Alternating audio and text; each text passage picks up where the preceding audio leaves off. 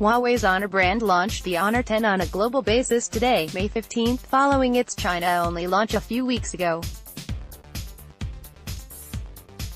The Honor 10's hardware is uncannily similar to the Huawei P20, the same processor, including the NPU, battery, similar memory configurations, and both sport eye-catching glass finishes.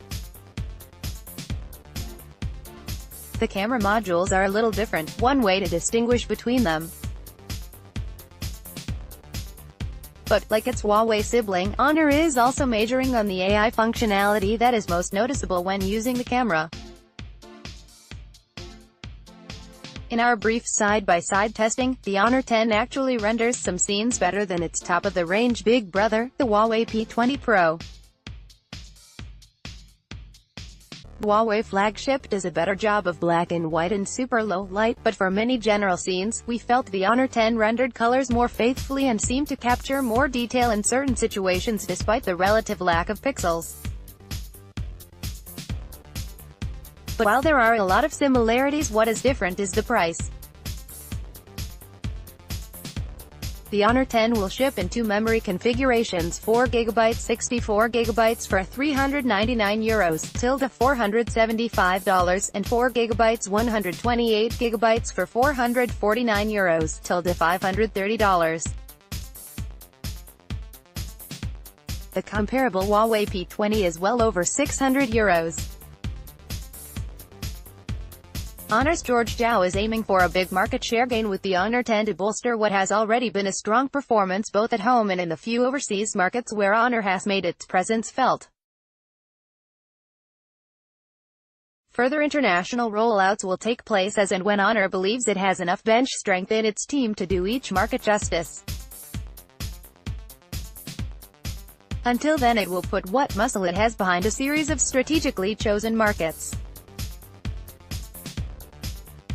These include most West European markets, Russia, Poland and the Czech Republic, and Eastern Europe.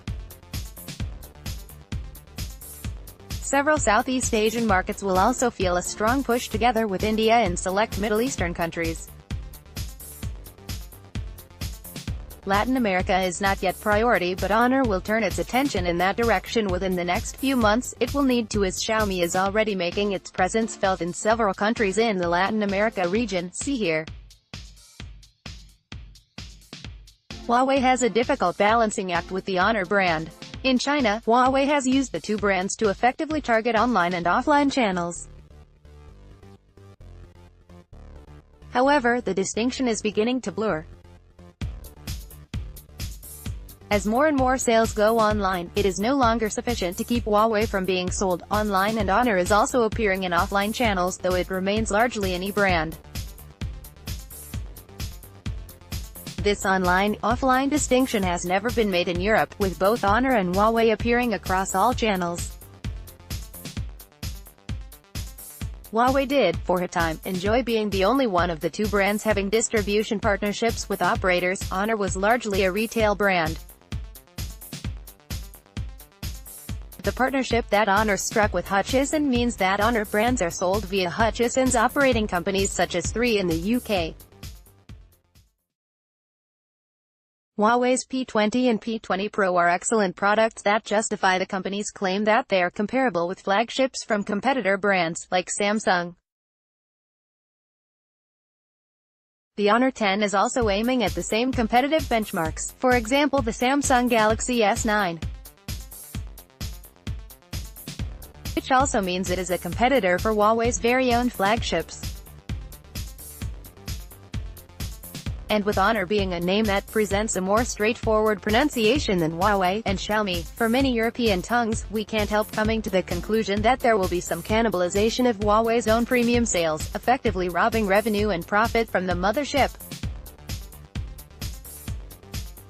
Huawei management must have thought this through strategically and come to terms with this eventuality. Better the sales go to one of the company's brands than none.